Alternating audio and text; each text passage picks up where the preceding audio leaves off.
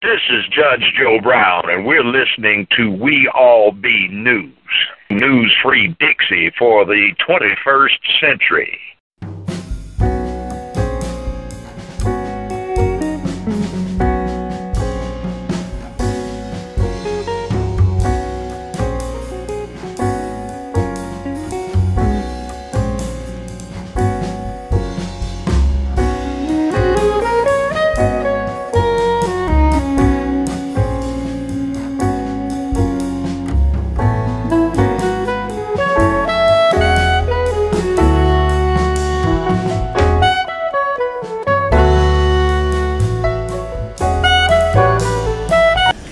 All right.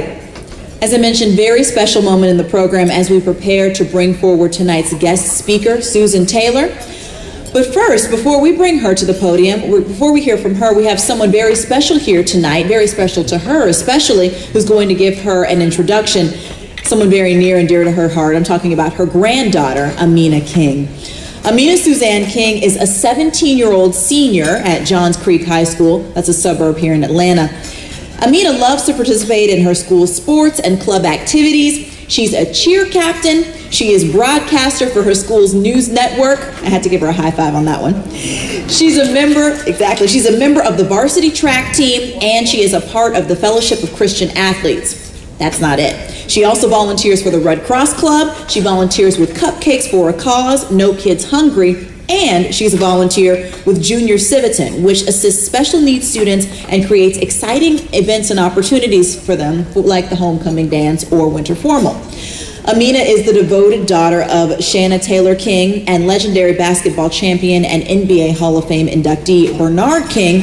And of course, as I mentioned earlier, she is the proud granddaughter of Susan Taylor, our guest speaker this evening. Let's give a warm round of applause for Amina King as she comes up.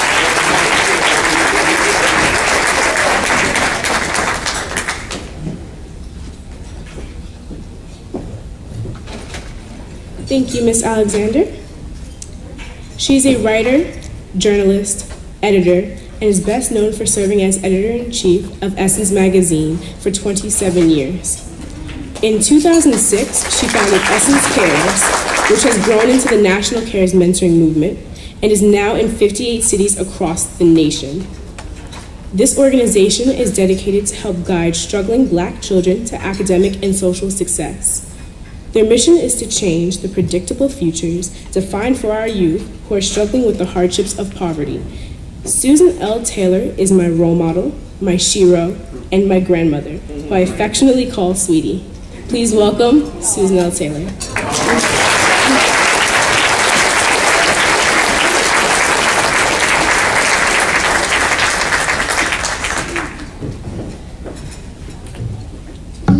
Oh dear, well here's Sweetie. I'm happy to be here, so happy to be here. I want to say that you are so lovely and such a wonderful host. You really are. Doing a phenomenal job. Jane Alexander. Well, it's my joy to be here this evening. I've written about 10 speeches over the last month or so, and then I arrived, and I'm inspired beyond the telling to see what Carter G. Woodson created a century ago that lives today because of dedication.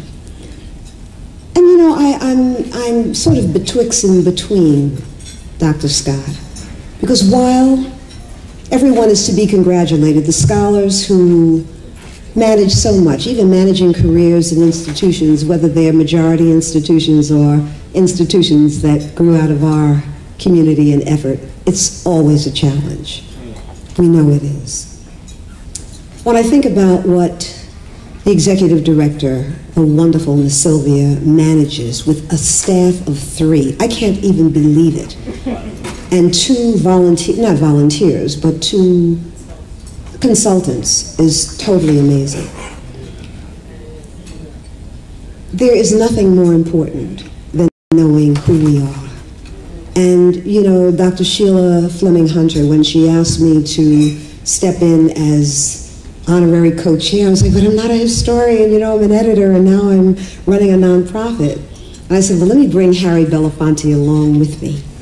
And I called him and he said an immediate yes. I spoke with him this evening, and his body just did not allow him, and it doesn't allow him to get on many planes today. I'm trying to talk him into stem cell therapy, but that's a whole other thing. So I greet you with love and tell you that Harry Belafonte sends his joy and his passion to you through me. It's always very special. I tell him that he got applause. And it's hard to believe that my granddaughter is taller than me and 17, but it's even more difficult to believe that the one who was just in my arms, her mother, is here, Shauna Taylor King. Shawnee, stand and let people see you. That's my beloved daughter. Thank you, Shawnee. And it's always really special when I'm traveling and I look in the audience and the CARES team is here. What happened to our video? That's right, the National CARES Mentoring Movement video. We're going to show it in just a moment.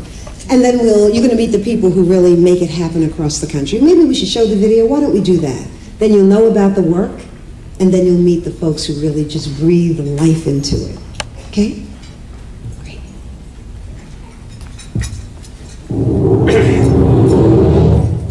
Okay. These are the facts. One third of all black children are living in poverty. Living in poverty. These are the facts. These are the facts. 6.6% of all African-American births are to mothers under the age of 18.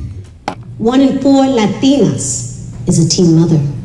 The infant mortality rate for black babies is more than twice that of the national average and rising. These are the facts. Nearly half of all black and Latino children drop out before graduating from high school. Every day in America, more than 1,000 black children are arrested.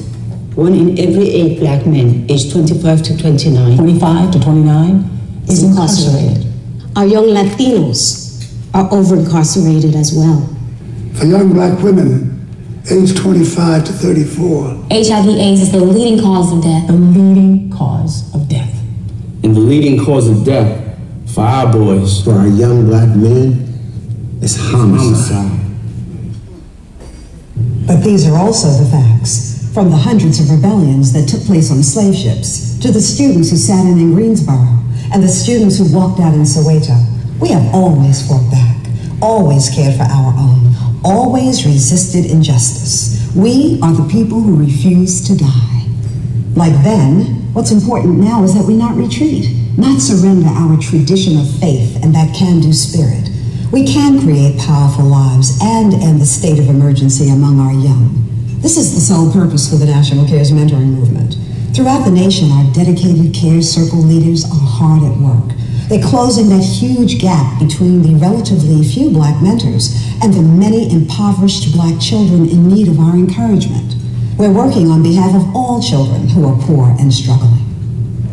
The National CARES Mentoring Movement, founded as Essence Cares, recruits caring adults to serve as role models, tutors, reading buddies, guides, friends, and deploys them to schools, mentoring organizations, and to the academic enrichment programs CARES is building with our partners. Disproportionate numbers of black children are on waiting lists, and they're hoping that a caring adult will soon show up. And there is a critical need for the wisdom and strength of our beautiful black men. The children need you so. All we're asking is this, that you give 1 hour a week to help save a life and secure a child. You can mentor one of the 2.4 million children. 2.4 million. Almost 2.5 million children. Who has a parent in prison. You can get five friends. 5 friends to register and vote. Failing schools, the carnage in our communities, celebration of thug life, the over-incarceration and relentless demonization of black males, the demeaning of black women. No, not on our watch. You can demand your church. You can demand your church be open for children after school and on Saturdays. In order to teach our kids an accurate account of their history, Our faith communities can offer the support our children are longing for. Reading, math, science, technology, high expectations, and love. With our partners, these are the group mentoring supports National CARES is bringing to challenged schools. Help grow and sustain this movement by going online and making a donation. No amount is too small. Connect with your local CARES Mentor Recruitment Circle. We've lived through harder and harsher times than these. Like then, the most revolutionary thing we can do right now is to love one another. Become a mentor. Help to secure the most vulnerable among us, our children, our beloved children. So I'm in. I'm in. I'm in. I'm in. I'm in. I'm in. I'm in. I'm in. I'm in. I'm in. Are you?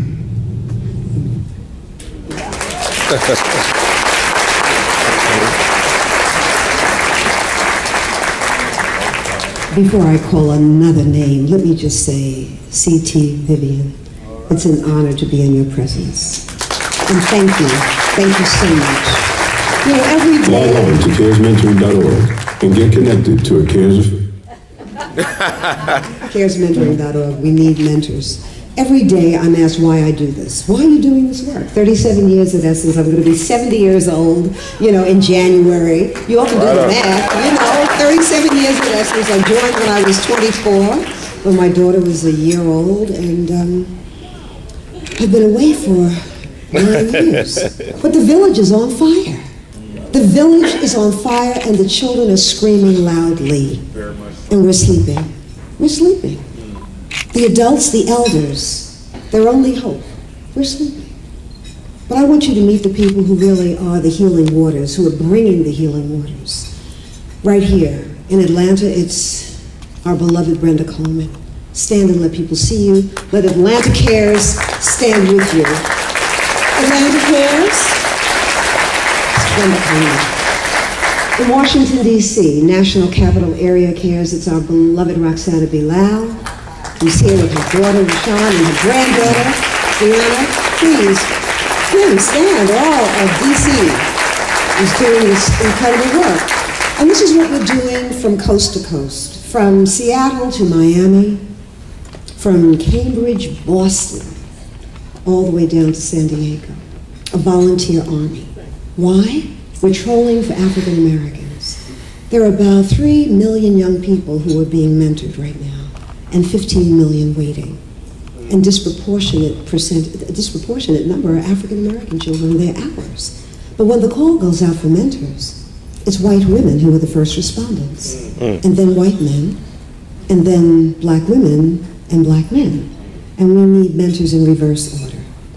And so, you know, I usually talk about how this started. It was the Essence Music Festival after Katrina, and I just said we can't go back into New Orleans and just have a party, even though it was never just a party, it always had a purpose, because I added that to it, but we needed a deeper purpose. And I decided that what we were going to do is ask the community to go back to their respective cities and just find those mentoring organizations, go to the reentry programs, go into the prisons, and begin to speak life and hope into our young. And I naively thought that that would happen. Well, folks came, visited me, and said, you really have to create an infrastructure. I'm an editor. I don't work in the nonprofit world, don't know anything about community organizing. Well, you know, I'm thinking about even Mary McLeod Bethune, who was the president of ASAWA for 15 years. That's right. I mean, she didn't really know how to start a school, but with $5 and a dream, as we say, and her son Albert, she went down into northern Florida. And she began a school. I don't even need to tell you all that story. I know you know the history so much better than I do. But I'm a student of our history, because I'm prone to depression. And I know, you know, when I think about our history and what we lived through, I'm like, are you sick? Pull up your bra straps and do the work, girl. You know, the village is burning, and I don't know what we're doing. I look at what's happening in some of our faith institutions. I mean, we are raising $20,000 for pastors' 20th anniversary, and we're rolling back into the neighborhood and all of our little fine matched up clothes and beautiful hats. And the choir is singing, and we're praising his holy name. And the children around the corner from the schools don't even have books. We have lost our minds, and we have lost our way. And you know, I'll tell you, I think really not even the idea, but the heart for this movement really began in Orlando, Florida. I was thinking about it just now, and And some folks, you all probably know about this, the CARES team. But I was there speaking for an organization that was honoring African-American businesswomen. And I arrived late at night, and that morning at about 5:45, I got up to do my walk. And when I stepped outside of this Marriott hotel, I was so stunned. It was probably, the parking lot was probably 5 times the size of this room. And I was stunned that, I was in the middle of like corporate opulence. You know, it was a corporate center. And the parking lot, of course, on a Saturday morning at 5:45, 6 o'clock was empty. But then I looked over in the distance and I saw, black folks. Wow, I wonder what they're doing. Let me go walk toward them. So I started walking over there, but by the time I arrived, I feel like I'm racing, John. You know why? Because Sheila told me you have like 20 minutes, so I'm not trying to get it all set. So by the time I had gotten over there, they had dispersed. But I found myself sort of a little narrow street, and across that street, I stepped from corporate wealth into black poverty. What I saw were all the signs of poverty, broken dolls and pieces of bicycles and taped up windows, and just the community was quiet, but poverty is so evident. So different than what most of us really witness. Now, if you know my work, you know my writings, you know, yes, I've written 4 books, and goodness knows I wrote in the Spirit, my editorial, for 27 years. And certainly I write about spirituality. I write about us understanding that God is not up in the sky, God, Allah, Jehovah, Yahweh, whatever we call the divinity, that we are it. It is breathing us, that we are human and divine. And the great gift we have is the ability to choose. That's the great gift that God has given us, that we're not automatons. We're just not like ants following one another. And what is stunning to me is what we are choosing. There is no reason for a 100-year-old organization to just have a budget of $1 million and 3 employees and 2 consultants. And that's because we've lost our minds and we've lost our way. And because also we've been so, in many ways, dehumanized. I mean, what has happened to us has done such damage to our psyche and our soul that we don't take care of one another anymore. We don't take care of ourselves because we don't feel worthy, and we don't take care of one another.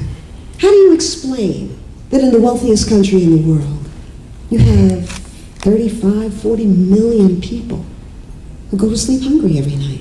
It was one thing in my beautiful office at Essence overlooking Times Square, writing about hunger, writing about the pain in our community, following always Marian Wright Edelman, always going to her conferences, going out to speak at the center that she has, which is so amazing, the Haley Farm.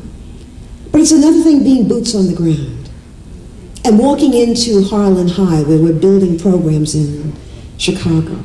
If you went in there with me, you would walk past a column of police officers. You would walk past guards, and then your book bag would go through a metal detector, you know, and an x-ray machine, and you would walk through the metal detector rather, and your book bag would go through an x-ray machine, and somebody would be shouting at you to put on your dog tag if you didn't have it on. Preparing our children for prison? Right. Preparing them for prison. Right. I decided I was leaving Essence when I learned that 80% of black 4th graders were reading below grade level. I was incredulous. Incredulous. Where are we going? I said, there's not going to be an Essence magazine in another generation and a half. If 80% of our children are reading below grade level, I called Marian Wright Edelman. She said, we're losing ground in literacy. Yet nowhere in this nation do I see any commercials that say, come learn how to read. I don't see that on television. I don't even see signs. People who don't read well can still say, learn to read. And even if they couldn't read, family members would tell them. But I think it was really in that experience that I had in Orlando that really laid the groundwork for what we're doing now, which is what? We recruit mentors, and then we deploy them. We train them in some cities. We're in 58 cities throughout the country.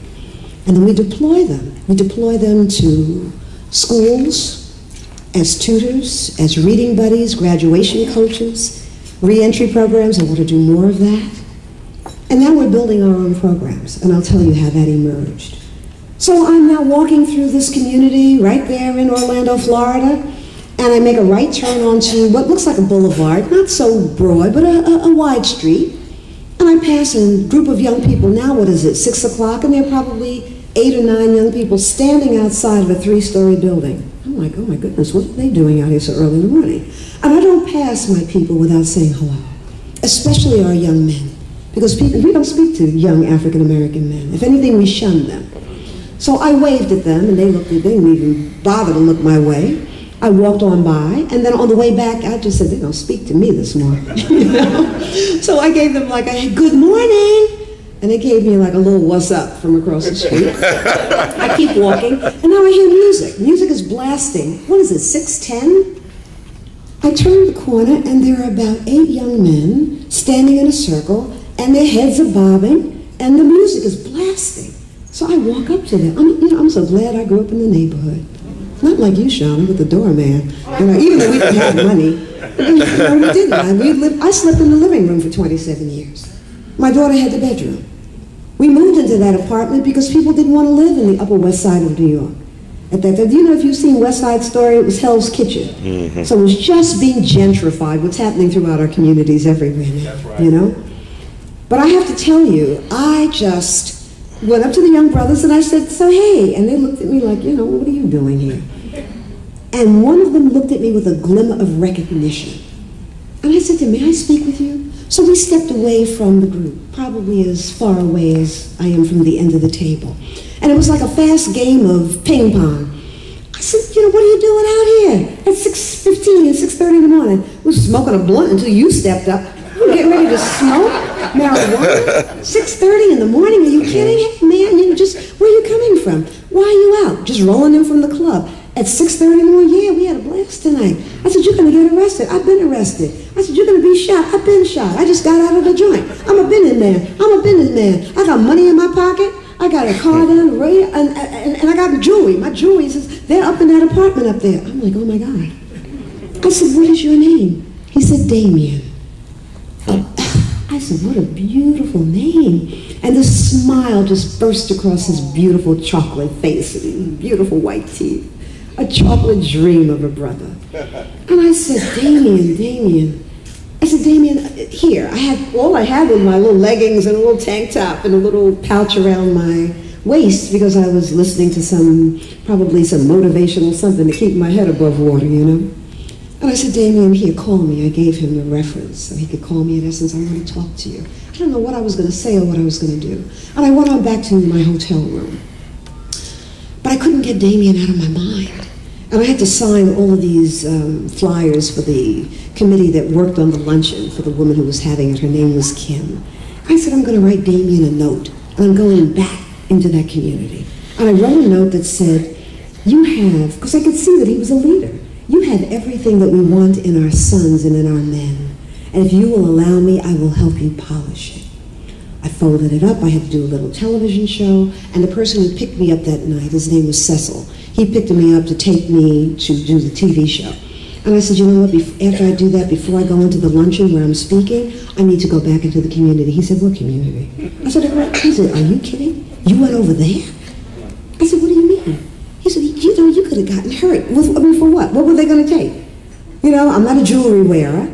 I had on sneakers and a little tank top and some leggings and my little pouch around my waist. He said, oh, that wasn't a safe thing to do. So we did the television show, and now we go back to the community. Now the community is all the way live. Oh my goodness, there were people everywhere, and the music is going, and we drive up to where I had met Damien. Damien was nowhere in sight, but there were about maybe 8 or 10 young girls, most of them in baby carriages. And, we zipped the window down, and I said, a brother named Damien? They didn't even answer me. Excuse me, I'm trying to find Damien. Damien, if you go around the corner, make a left and make a right, he's probably around there with his boys. And that's what we do. So we make the left and the right turn, and there is Damien in the middle. There's an army of men, young men, standing in the middle of the street.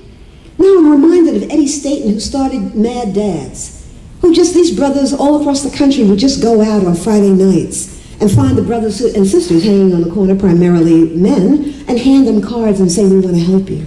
And something that Eddie Staten, he planted it in me, and we gave him an Essence Award.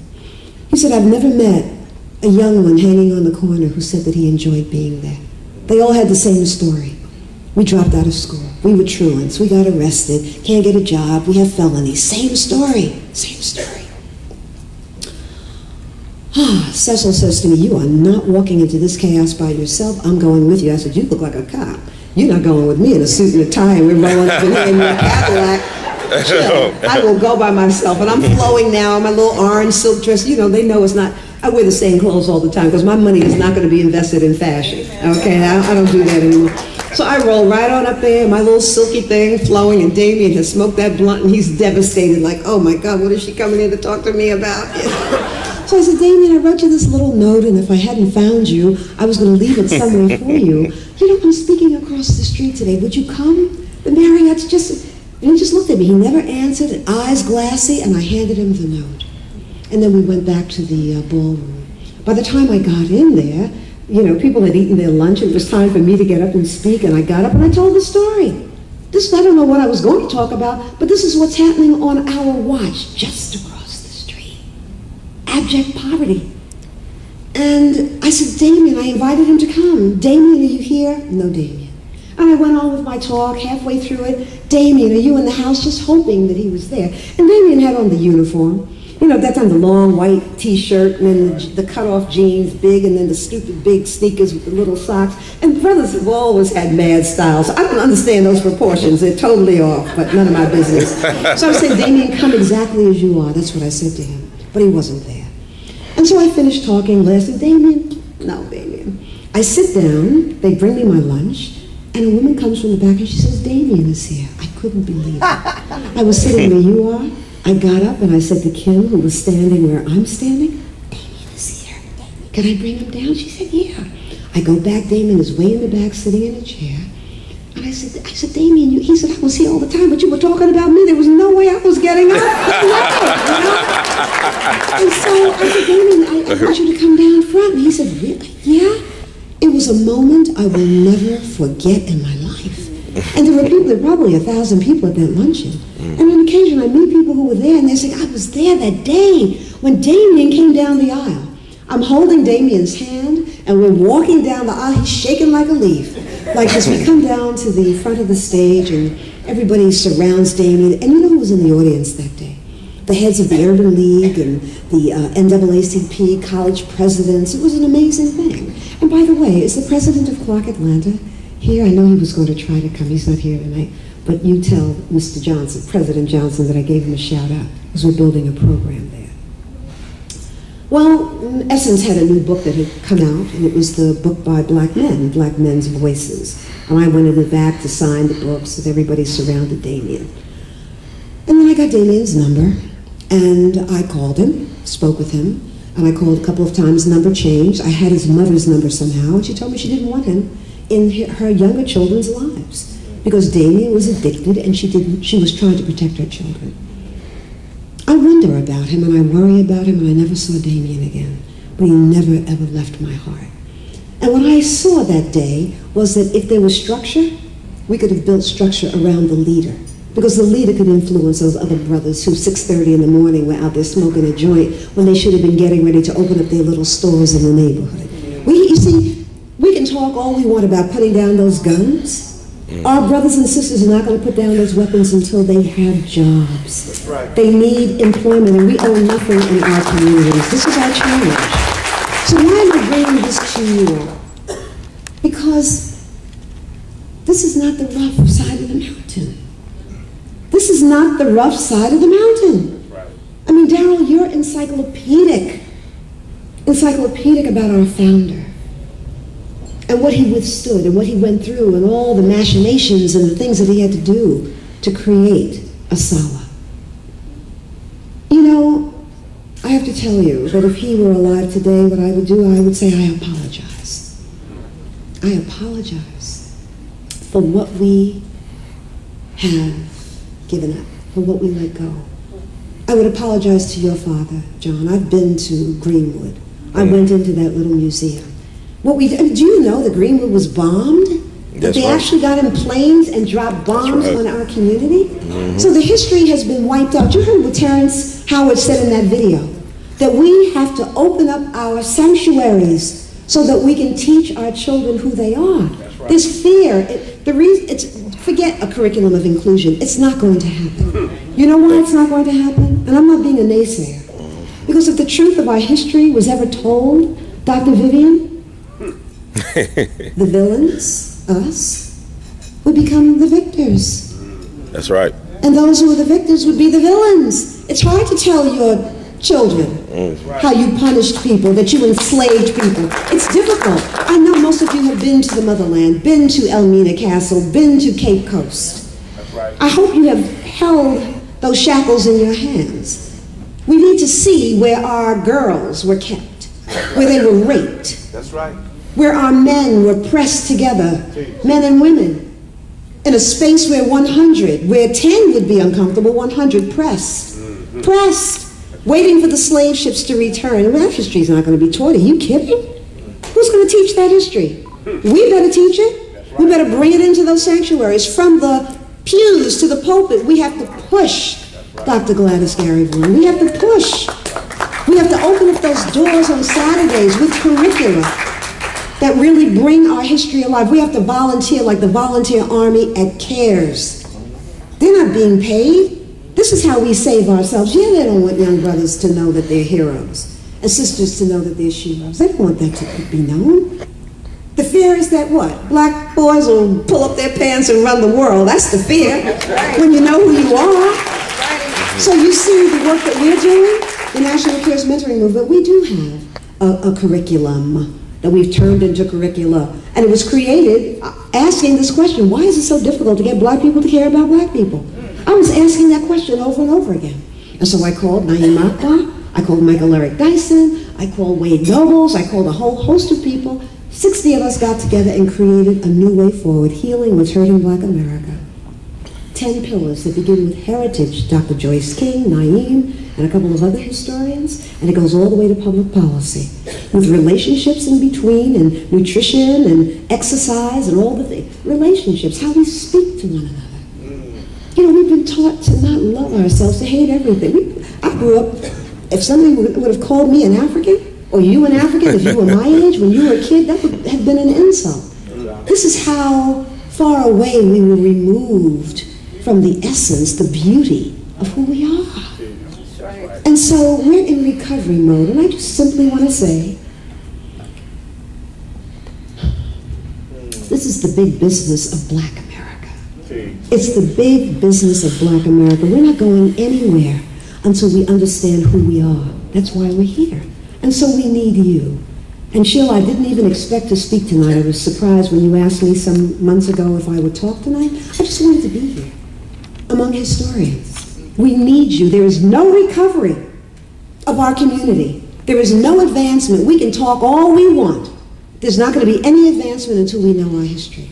Because when we know our history, then we wake up and we stop complaining about, you know what she said, and he did so-and-so, and this one did blah, blah, blah, and all the little minute things, all the minutiae that we allow to separate us, that we complain about, that depresses us. What is it that we're going through that we can't get over? Do you know what it is to be in the hold of a slave ship? In your excrement, in your vomit, in your menses? We don't know what that is, 3 months? Middle passage, if the weather was favorable? I'm so glad, I'll do this, send me, Lord. I know I have to take better care of myself. But I'm glad that I'm here in 2015.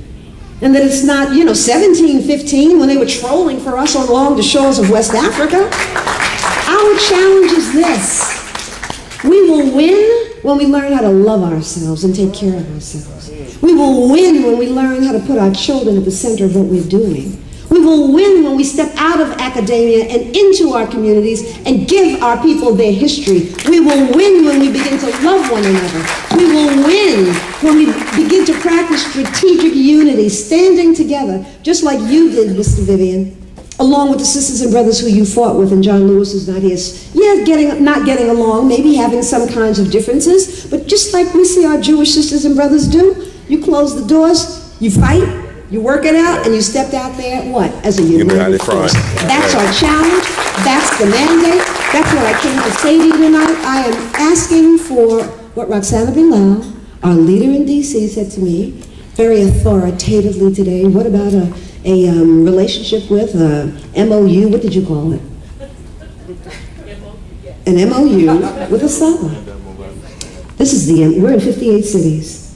I want us to work with our fraternities and sororities and NAACP, Urban League, all of us. You know what? It's stunning to me. I became a Delta, an honorary Delta. You know, I was so surprised to learn, shame on us, that the soror and fraternal organizations have never done one thing together. Wow. The sororities have never done one thing together. The fraternities have never done one thing together. Wow. Okay. I say this to Ben Jealous. I've said it to him when he was running the NAACP, and to Mark Morial, who's my friend. Nobody's threatened by the NAACP today. We wouldn't be losing our voting rights if they were. Nobody's threatened by the Urban League or any sorority or fraternity or the links. But imagine if we all stood together, John. Imagine if we all stood together, not with a 15-point agenda, 5 points. What is it we're looking for? What do we want? If you ask the average African American, what is it that your leaders are asking of you? You know what they would say, Judge Higginbotham? They want us to vote. Beyond that, not a thing. Because we haven't articulated it. We haven't articulated it. I want to just say a couple more things, and I know I'm probably going a little over time. I'm going to take another 2 minutes. There's a model. There are models that work. What we're doing, it works. We're transforming schools by changing consciousness, not impacting the curriculum. Changing consciousness, giving them their history. That's all. This is who you are, baby. Don't be mad at your mama because she may be a drug addict or daddy died or, you know, somebody's incarcerated. Let me tell you the history that led to that. So that you're not pointing the finger at them, but you're understanding the context in which they tried to move forward. And what happened to them will then have a different kind of resonance inside of you. Understanding is the most important thing. And we don't understand who we are and why we are where we are. That's right. So we have to have new wings, and do this work. Césaire said, he wrote, there's a railroad of bones at the bottom of the Atlantic Ocean. He said that the sharks would just follow the slave ships because they knew they'd be fed. That's right. We are the survivors. As Bob Marley said, the black survivors. We're blessed. So let's stop whining and complaining and come up with a mandate that we are going to work together. How are we going into our communities? How do we get the churches open? This is the only thing we own in the community. We don't even own the liquor stores anymore or the tailor shops or any of those things. Nothing. Funeral home? How are we going into those churches, bringing our people back into church on Saturday night, Sunday afternoon, whenever, Wednesday, whenever, to give them their history? This is what we need you to do, and CARES will be right there undergirding you. We will work with you and bring all the other organizations in the fold. This is our way forward. It's the only way forward. And I just want to say something about wellness. We cannot win this war. There's a war against us. Right. We cannot win this war with a broken army, with illness. You have to get healthy and strong. You have to eat to live. Not because it tastes good, or because grandmama made it.